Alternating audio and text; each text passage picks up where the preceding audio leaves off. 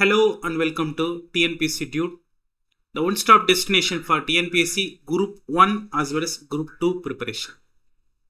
So நமக்கு தெரியும் TNPSC group 1 notification வந்து சீக்கிரமாக வரப்போகுது. ஜூனில் நோட்டிஃபிகேஷன் கொடுக்குற மாதிரி இருக்கிறாங்க. Preliminary examination will be in the September second வீக்குள்ளே இருக்கும். ஆல்மோஸ்ட் பார்த்தீங்கன்னா ஒரு 4 மாதம் இருக்குது.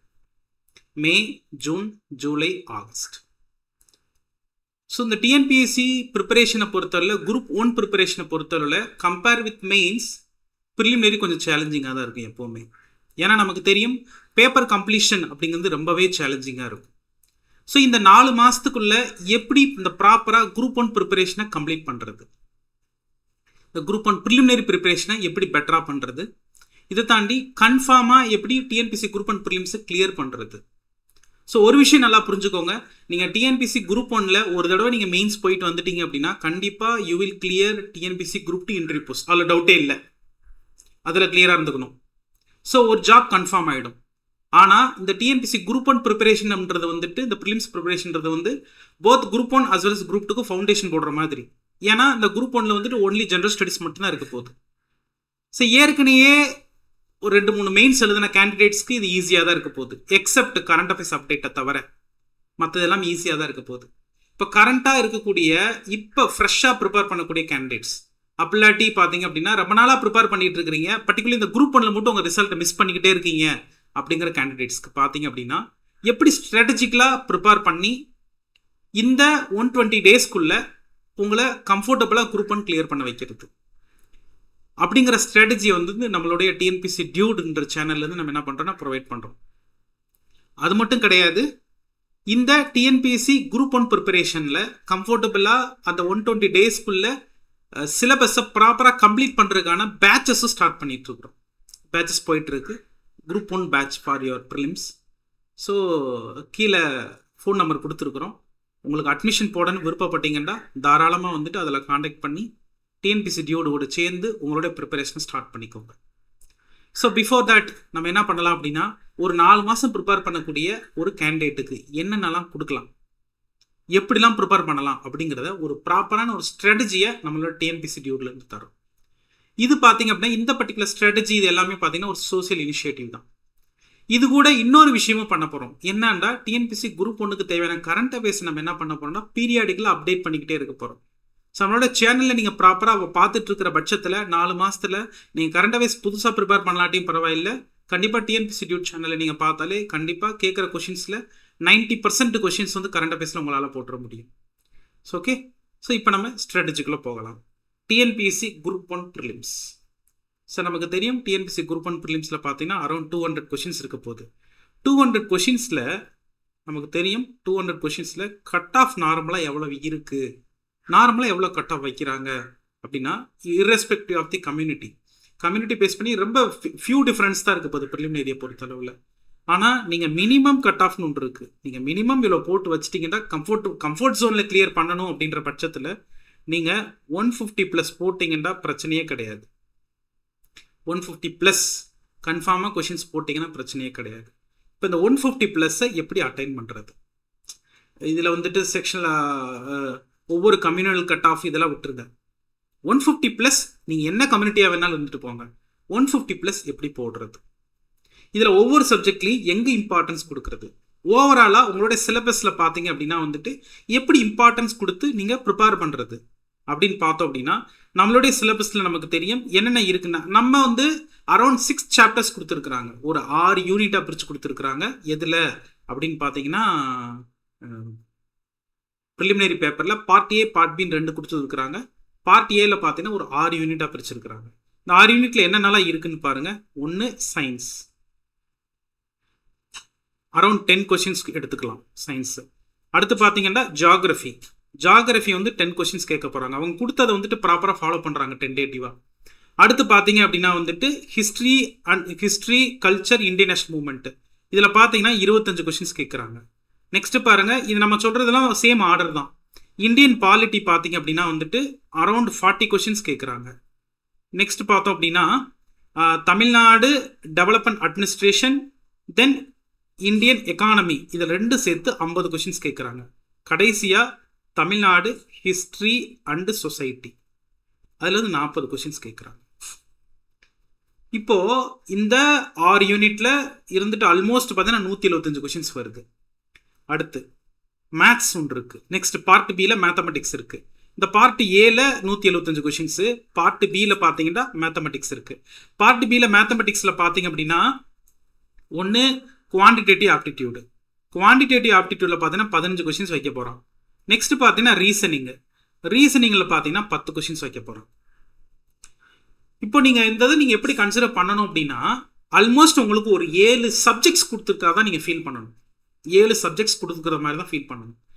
ஏன் அப்படின்னு கேட்டிங்கன்னா, இதில் நாங்கள் சொல்கிற ஸ்ட்ராட்டஜியை நீங்கள் ப்ராப்பராக ஃபாலோ பண்ணுற பட்சத்தில் ஷியோராக உங்களால் கிளியர் பண்ண முடியும். நீங்கள் தமிழ்நாட்டில் எந்த ஒரு கிராம பகுதியில் இருந்திருந்தாலும் சரி, எந்த ஏரியாவில் இருந்தாலும் சரி, பொதுவாகவே வந்து நகரப்புறத்தில் ஏரியாவில் இருக்கக்கூடிய பசங்களுக்கு வந்துட்டு ஓரளவுக்கு கைடடாக இருக்கிறாங்க. பட் இருந்தும் கூட அவங்க மிஸ் பண்ணுறாங்க. எந்த ஏரியாவில் ப்ரையாரிட்டைஸ் பண்ணி படிக்கிறதுன்னு தெரியாமல் மிஸ் பண்ணிடுறாங்க. இப்போ நம்ம இந்த மாதிரி ப்ரையாரிட்டைஸ் பண்ணி படிக்கணுன்றக்காண்டி தான் இதுக்காகவே நாங்கள் ஸ்பெஷல் பேட்ச் போட்டிருக்கிறோம். யாராருனால ஓரளவுக்கு ரொம்ப அஃபோர்டபுள் ப்ரைஸில் தான் கொடுக்குறோம். யாருனால வில்லிங் இருக்கோ அவங்க எல்லாமே தாராளமாக வந்துட்டு டிஎன்பிஎஸ்சி டியூட்டில் ஜாயின் பண்ணி படிச்சுக்கோங்க. இதை தாண்டி யாராருனால வர முடியலையோ அவங்களுக்கு எல்லாமே இந்த பர்டிகுலர் செஷன் யூஸ்ஃபுல்லாக இருக்கும். இதில் பாருங்கள், நம்ம என்னென்னதுக்கு இம்பார்ட்டன்ஸ் கொடுக்க போகிறோம்னு பாருங்கள். நமக்கு தேவை 150+ கொஷின்ஸ் போட்டிருக்கணும். மேக்ஸிமம் பார்த்தீங்கன்னா அவங்க கொடுத்த அந்த சிலபஸ் அவங்க ஃபாலோ பண்ணுறாங்க, அதில் டவுட்டே கிடையாது. இதை தாண்டி இப்போ ரீசெண்ட் டைமில் இந்த கரண்ட் அஃபேர்ஸ் மாதிரி விஷயங்கள் தான் வந்து இங்கே ப்ளே பண்ணுது, பயங்கரமான ஒரு ரோல் ப்ளே பண்ணுது. ஸோ இதில் பார்த்தீங்க அப்படின்னா we suggest you to follow 4 subjects in your GS. ஒரு 4 சப்ஜெக்ட் நீங்கள் ரொம்ப இம்பார்ட்டன்ஸ் கொடுங்க. என்னென்னு பாருங்க. Indian history, Indian polity, then Tamil Nadu history and culture, Tamil Nadu development administration. இந்த 4 சப்ஜெக்ட்ஸை நீங்கள் ப்ராப்பராக படிச்சிங்கனாலே போதும். அதுக்கு தான் இப்போ டைமும் இருக்குது. நீங்கள் எல்லாத்தையும் போட்டு உழப்பிக்கிட்டு இருந்தீங்கன்னா நீங்கள் ப்ராப்பராக ஒன்று கூட முடிக்காமல் போகிறதுக்கான வாய்ப்புகளும் இருக்குது. அதனால இந்தியன் ஹிஸ்ட்ரி, இந்தியன் பாலிட்டி. இப்போ இந்தியன் ஹிஸ்ட்ரியில் பார்த்தீங்கன்னா 25 கொஷின்ஸ் இருக்குது. இந்தியன் பாலிட்டியில் பார்த்தீங்கன்னா 40 கொஷின்ஸ் இருக்குது. ஆல்மோஸ்ட் இந்தியன் ஹிஸ்ட்ரி, இந்தியன் பாலிட்டியில் தாராளமாக அந்த 65 கொஷின்ஸ்க்குமே நம்மளால் என்ன பண்ண முடியும், அப் டு 60 கொஷின்ஸ் வரைக்கும் ஆன்சர் பண்ணிட முடியும். அடுத்து பாருங்க, Tamil Nadu development administration 50 question, Tamil Nadu history and culture 40 question. Tamil Nadu development அட்மினிஸ்ட்ரேஷனில் நாங்கள் சொல்லக்கூடிய ஸ்ட்ராட்டஜி நீங்கள் ப்ராப்பராக ஃபாலோ பண்ணுற பட்சத்தில் 50 கொஷின்ஸ்க்கு தாராளமாக 45 கொஷின்ஸ் வரைக்கும் போடலாம். தமிழ்நாடு ஹிஸ்ட்ரி அண்ட் கல்ச்சரில் வந்து நீங்கள் என்ன தான் படித்தாலும் பார்த்துக்கோங்க, ஒரு 10 கொஷின்ஸ் கொஞ்சம் டிஃபரன்ஸ் இருக்க தான் செய்யும். அரௌண்ட் 8 to 10 கொஷின்ஸ் கொஞ்சம் டஃப்பாக இருக்க தான் செய்யும். 8 to 10ன்றது நான் சொல்கிறது ரொம்ப ஹையஸ்ட் மார்ஜினில் சொல்கிறேன். நீங்கள் எவ்வளோ ப்ரிப்பேர் பண்ணாலும் ஒரு 5லேருந்து 7 கொஷின்ஸ் புதுசாக தான் இருக்கும். ஸோ இந்த ஏரியாவில் 40 கொடுத்துருக்குறாங்கடா, அட்லீஸ்ட் நீங்கள் வந்துட்டு ஒரு 30+ போடுற மாதிரி பிளான் பண்ணிக்கணும். ஸோ இந்த இப்போ நீங்கள் பார்க்கக்கூடிய இந்த 4 செக்ஷனில் மட்டும் பாருங்களேன். Tamil Nadu history and culture administration மட்டுமே 90 கொஷின்ஸ் ஆச்சு. அதே மாதிரி பார்த்தீங்கன்னா இந்தியன் பாலிட்டி, அதே மாதிரி இந்தியன் ஹிஸ்ட்ரி, நேஷ்னல் மூமெண்ட்டில் பார்த்தீங்கன்னா 65 கொஷின்ஸ் 65 ஆயிடுச்சு.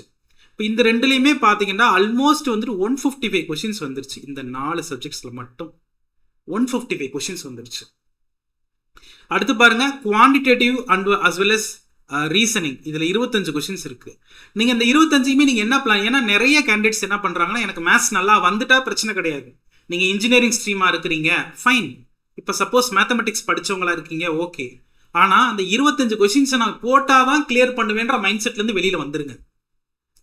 அந்த மேத்தமெட்டிக்ஸ், ரீசனிங் 25 ஒரு சப்ஜெக்ட். இப்போ எப்படி தமிழ்நாடு டெவலப்மெண்ட் அட்மினிஸ்ட்ரேஷன்லேயே எக்கனாமியில் 50 கொஷின்ஸ் கேட்குறாங்க, இதே மாதிரி அதே மாதிரி இந்தியன் ஹிஸ்ட்ரியில் எப்படி கேட்குறாங்க, 25 கொஷின்ஸ் கேட்குறாங்க. ஏன்ஷியன், மெடிவல், மாடர்ன் இந்தியாவில் அதே மாதிரி இதையும் ஒரு சப்ஜெக்டாக கன்சிடர் பண்ணுங்க. ப்ரிப்பரேஷன் பேட்டர்ன் வேறுபடலாம், ஆனால் நீங்கள் எக்ஸாம் ஹாலுக்கு அப்பியர் ஆகுறப்ப நீங்கள் என்ன பண்ணணும், அது ஒரு சப்ஜெக்டாக தான் ட்ரீட் பண்ணணும். நீங்கள் வந்து அதில் 25 கொஷின்ஸ் வச்சிருக்கிறாங்கடா, 25 நான் போட்டுட்டு தான் ஜிஎஸ் போய் அட்டன் பண்ணுவேன்ற மைண்ட் செட்லேருந்து வெளியில் போயிருங்க.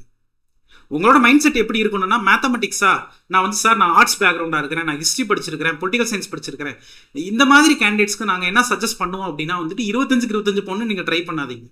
எவ்வளோ உங்களால் முடியுதோ அதை மட்டும் போட்டுப்பாங்க. பட் மினிமம் நீங்கள் போட்டிருக்கிறது அப்படிங்கிறது வந்துட்டு ஒரு 17 18 கொஷின்ஸாவது போட்டிருக்க மாதிரி ட்ரை பண்ணுங்க. மினிமம் 15, மேக்ஸிமம் ஒரு 19 20 வரைக்கும் ட்ரை பண்ணுங்க. ஒரு 5 கொஷின்ஸ் வந்து உங்களை எப்பவுமே ரீரூட் பண்ணுறதுக்காகவே வச்சுருப்பாங்க. அந்த 5 கொஷினை பற்றி யோசிக்காதீங்க. ஸோ அதனால் we will suggest you 25 questions மேத்தமெட்டிக்ஸில் வச்சுருக்கிறாங்கன்னா நீங்கள் ஒரு 15 18 கொஷின்ஸ் போட்டாலே போதுமானதுன்றத மைண்ட் செட்டுக்கு வந்துருங்க. அது ஒரு சப்ஜெக்டாக ட்ரீட் பண்ணிக்கோங்க. Indian history 25, Indian polity 40, development administration 50, Indian history and society 40. இந்த 155 கொஷின்ஸில் எங்கெங்கெல்லாம் ஷியோராக நம்மளால் நல்லா ஆன்சர் பண்ணிட முடியும்டா இந்தியன் ஹிஸ்ட்ரி தாராளமாக பண்ணிட முடியும். இந்தியன் பாலிட்டியில் கன்ஃபார்மாக 40 கொஷின்ஸ் கேட்டாங்கன்னா 40க்கு 40 உங்களால் போட முடியும். அதை நீங்கள் ட்ரை பண்ணணும். அதே மாதிரி டெவலப்மெண்ட் அட்மினிஸ்ட்ரேஷன் அதே மாதிரி தான். 50 கொஷின்ஸ் கேட்குறாங்கன்னா தாராளமாக 45 வரைக்கும் உங்களால் போட முடியும். என்னென்னா நீங்கள் கரண்ட் அப்டேட் இருக்கணும். அது நம்ம என்னென்னு ஒன் பை ஒன்னாக பார்க்கலாம். நெக்ஸ்ட் பார்த்தீங்கன்னா ஹிஸ்ட்ரி அண்ட் கல்ச்சரில் வந்துட்டு நீங்கள் வந்து படிக்கிறது ஸ்கூல் புக் கண்டிப்பாக பத்தாது. இதை தாண்டி நீங்கள் வெளியில் நீங்கள் என்ன தான் மெட்டீரியல் படித்தாலும் 40+ இருக்கும். அதனால் வந்து அந்த 40 கொஷின்ஸ்க்கு வந்து நீங்கள் 30+ போட்டாலே போதுமானது. ஸோ இதை தாண்டி சயின்ஸு ஜியாகிரஃபிலாம் நீங்கள் எதாவது படிச்சிருந்தீங்கன்னா வெல் அண்ட் குட். முதல்ல இந்த 4 சப்ஜெக்டை கம்ப்ளீட் பண்ணிவிட்டு டைம் இருக்கிற பட்சத்தில் அடுத்து மூவ் ஆனாங்க. அதை தான் நாங்கள் சொல்லுவோம் உங்களுக்கு. இப்போ பாருங்கள், ஒவ்வொரு சப்ஜெக்டாக என்னென்ன பண்ணலாம், இந்த பேட்டர்ன் தான் வந்துட்டு எங்களோட கேண்டிடேட்ஸ்க்கு வந்துட்டு இப்போ ஃபாலோ பண்ணிட்டு இருக்கிறோம். ஆல்மோஸ்ட் அவங்க ரிவிஷன் மோடில் இருக்கிறாங்க. இப்போ பாருங்கள், இந்தியன் ஹிஸ்ட்ரியில் வந்து நமக்கு தெரியும் ஏன்ஷியன்ட், மெடிவல், தென் மாடர்ன் இந்தியா 3 செக்ஷனாக பிரிக்கிறாங்க. இந்த ஏன்ஷியன்ட் மெடிவல் இந்த ரெண்டுக்குமே நீங்கள் என்ன பண்ண சோர்ஸ் ரொம்ப லிமிட் பண்ணிக்கோங்க. இனிமேல் சோர்ஸ் ரொம்ப ப்ராப்பராக லிமிட் பண்ணிக்கோங்க. என்ன அப்படின்னா 11th புக்கு மட்டும் ப்ராப்பராக முடிங்க. எதுக்கு? ஏன்ஷியன்ட் இந்தியாவுக்கும் மெடிவல் இந்தியாவுக்கும். சார் நான் கண்டிப்பாக 6th முடிப்பேன் 7th முடிப்பேன், தேவையில்லை. 6th 7th கொஷின் கேட்க மாட்டாங்களாண்டா? கண்டிப்பாக கேட்பாங்க. பட் மேக்ஸிமம் கொஷின்ஸ் வந்துட்டு அது 11th புக்லேயும் இருக்கும். அதை நீங்கள் பிலீவ் பண்ணணும். நீங்கள் லாஸ்ட் மினிட்ல உட்காந்துக்கிட்டு நிறைய மெட்டீரியல் கலெக்டராக நம்ம இருக்கக்கூடாது. ஸோ நீங்கள் டெப்டி கலெக்டர் கிளியர் பண்ணணும்னா you suppose to be strict with your syllabus as well as the materials.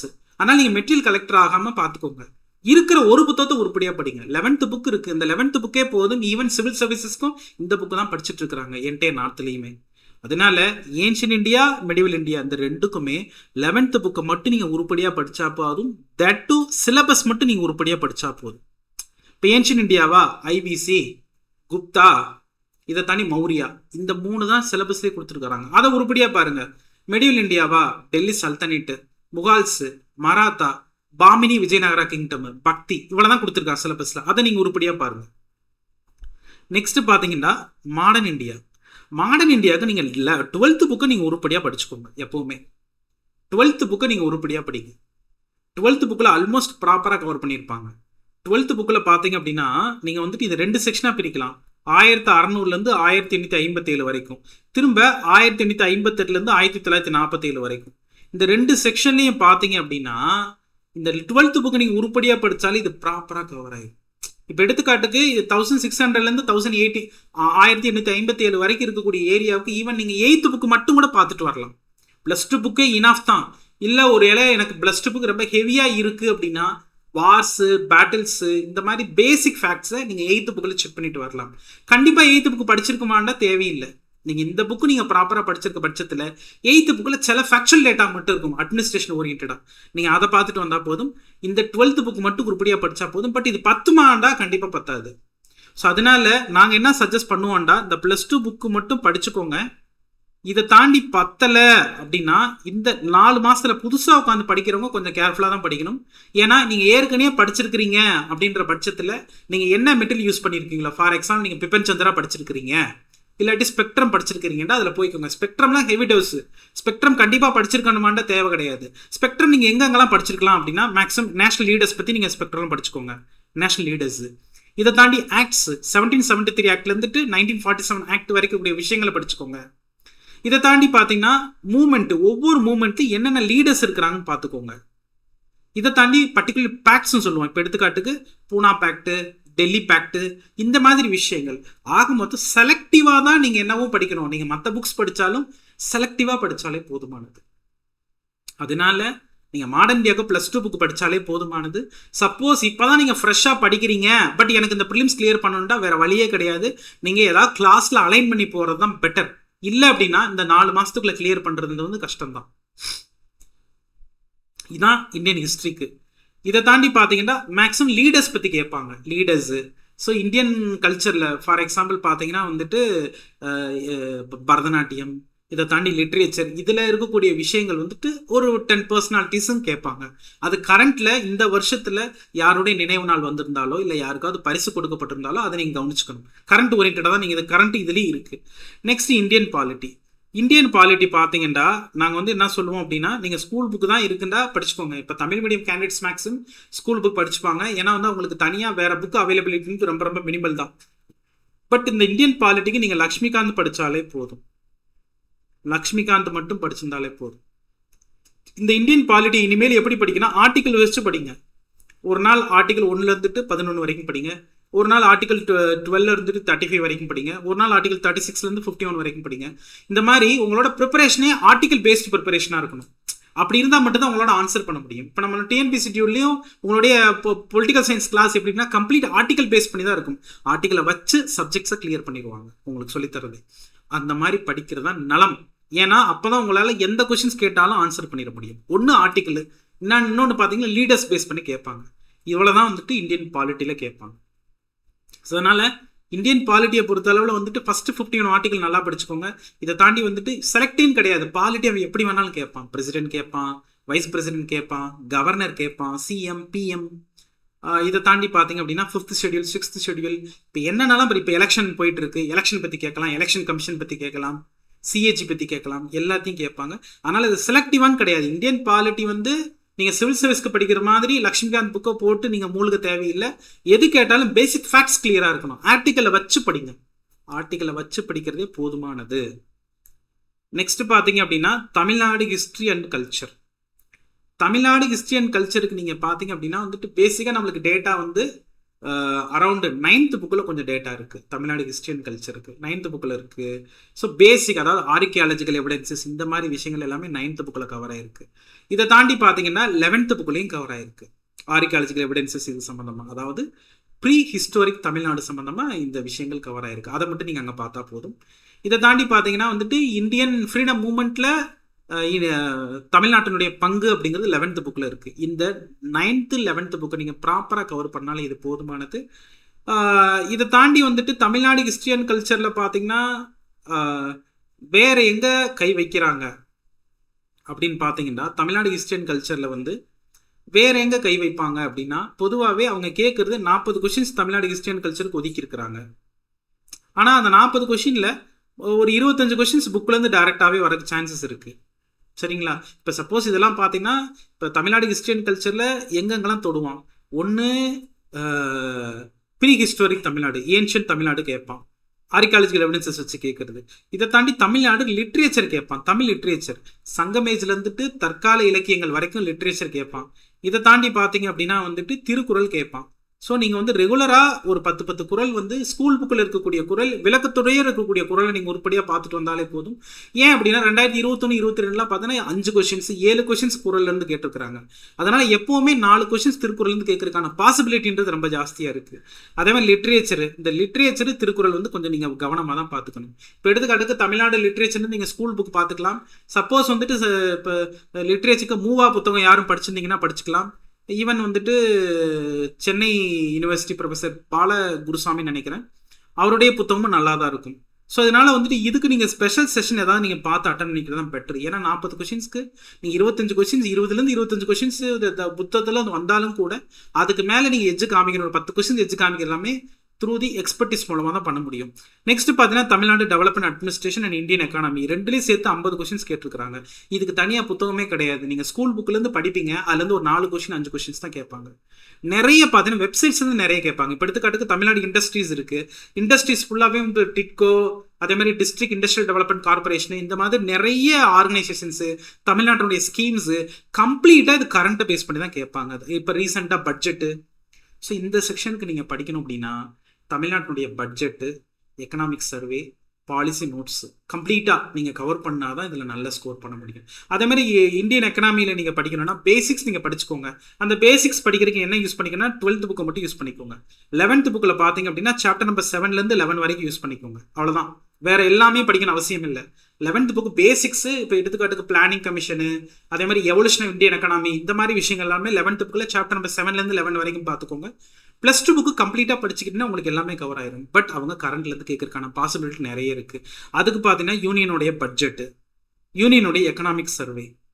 இதை தாண்டி இந்த வருஷம் நடந்த கம்ப்ளீட் எக்கனாமிக் கரண்ட் அஃபேர்ஸ், ஒரு 10 மாச கரண்ட் அஃபேர்ஸ், இது கவர் பண்ணிக்கிட்டா ஈஸி. இப்போ எடுத்துக்காட்டுக்கு செப்டம்பரில் எக்ஸாம் வருது அப்படின்னா அவங்க கொஷின் எடுத்து முடிக்கிறது வந்துட்டு ஆகஸ்ட்டுக்குள்ளே முடிச்சு வந்துருப்பாங்க. அப்படின்னா நீங்கள் வந்துட்டு ஜனவரிலேருந்து இந்த ஜூலை வரைக்கும் நீங்கள் ப்ராப்பராக கவர் பண்ணால் போதும். இல்லை எனக்கு இன்னும் கொஞ்சம் கவர் பண்ணணும்னு நினைக்கிறீங்க அப்படின்னா நவம்பர்லேருந்து கவர் பண்ணிக்கோங்க. போன நவம்பர் இல்லாட்டி வந்துட்டு போன ஆகஸ்ட்லேருந்து அந்த ஆகஸ்ட் வரைக்கும், லாஸ்ட் ஆகஸ்ட்லேருந்துட்டு எக்ஸாமினேஷனுக்கு முன்னாடி கூடிய ஆகஸ்ட் வரைக்கும் நீங்கள் ப்ராப்பராக கவர் பண்ணாலே போதும். இதுக்கெல்லாம் பார்த்தீங்கன்னா கம்ப்ளீட்டாக நம்ம தனி ஒரு மாடியிலே போட்டிருக்கிறோம், தமிழ்நாடு அட்மினிஸ்ட்ரேஷனுக்கு இந்தியன் எக்கனாமிக்கு. ஏன்னா கம்ப்ளீட் கரண்ட் ஓரியன்டாக இருக்கும். இதில் தமிழ்நாடு பட்ஜெட், சர்வே, தமிழ்நாட்டுடைய policy notes, Tamil Nadu current affairs, இந்த ஒரு வருஷத்துக்கான கரண்ட் அஃபேர்ஸ், இந்தியாவுடைய கரண்ட் அஃபேர்ஸ், இந்தியன் எக்கனாமி ஓரியன்டான கரண்ட் அஃபேர்ஸ், 1 இயர்க்கான கரண்ட் அஃபேர்ஸ், இது எல்லாமே கம்ப்ளீட்டாக அப்டேட் பண்ணி தரோம் for our students. So next பார்த்தீங்கன்னா கரண்ட் அஃபேர்ஸ். கரண்ட் அஃபேர்ஸ் வந்து நான் சொன்னது தான், நீங்கள் மெட்டீரியல் படிச்சிங்கன்னா எவ்வளோ நீங்கள் ரிப்ளிகேட் பண்ணுவீங்கன்னு நமக்கு தெரியாது.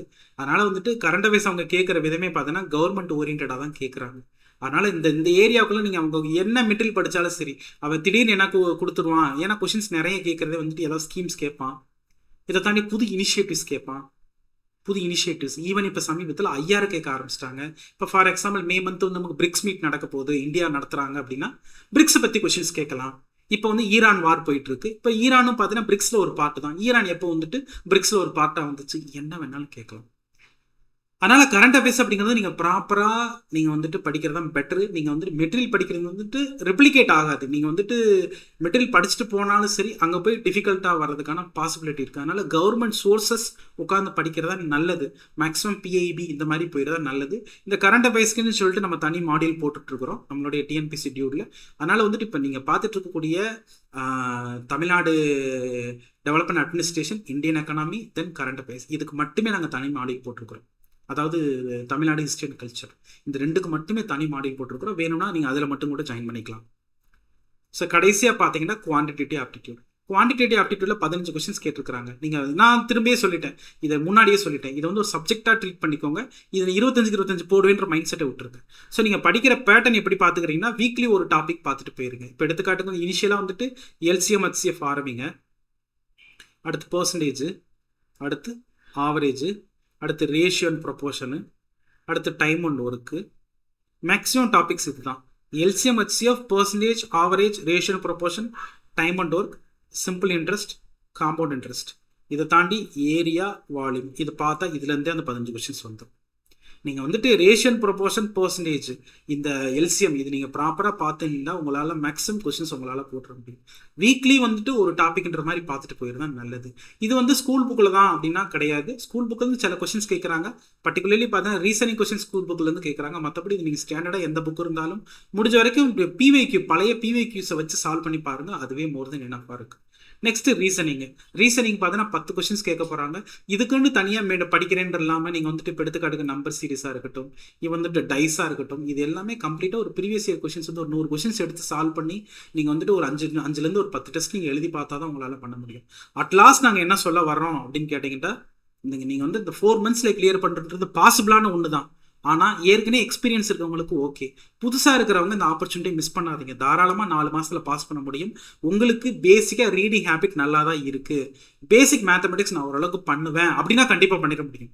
இல்லை எனக்கு வந்து ரீடிங் ஹேபிட்லேயே பிரச்சனை இருக்குது, எனக்கு மேத்ஸ் ரொம்ப பிரச்சனையாக இருக்குது அப்படின்னா இந்த 4 மாதத்துக்குள்ளே சரி பண்ண முடியுமா அப்படின்னா ப்ராக்டிக்கலி வந்துட்டு இது கொஞ்சம் கஷ்டம் தான். It will take long time. அதனால் பேசிக் ஸ்கில்லிங் இருக்குது. இன்ஜினியரிங் கேண்டிடேட்ஸ் ரொம்ப ஈஸியாக பண்ணிட முடியும். அதேமாதிரி ஆர்ட்ஸில் சயின்ஸ் படித்தவங்க ரொம்ப ஈஸியாக அப்ரோச் பண்ணிடுவாங்க. பேசிக் ஆர்ட்ஸ் படித்தவங்க கொஞ்சம் சிரமமாக இருக்கும் இந்த மேத்தமெட்டிக்ஸ் இந்த செக்ஷனுக்கு மட்டும். மற்றபடி உங்களால் தாராளமாக பண்ண முடியும். அதுக்காகவே நம்மளோட டிஎன்பிசி டியூடில் பார்த்தீங்கன்னா வந்துட்டு ஒரு 1 இயருக்கான பேச்சஸ் கொண்டு போயிட்டுருக்கிறோம். இதில் பார்த்தீங்கன்னா இந்த குரூப் 1 குரூப் 2 ரெண்டுக்கும் கம்பைன் பண்ணி தான் நாங்கள் பேச்சஸ் கொண்டு போகிறோம். அதுவும் கொண்டு போகிறோம் ஜென்ரல் ஸ்டடீஸ்க்கு.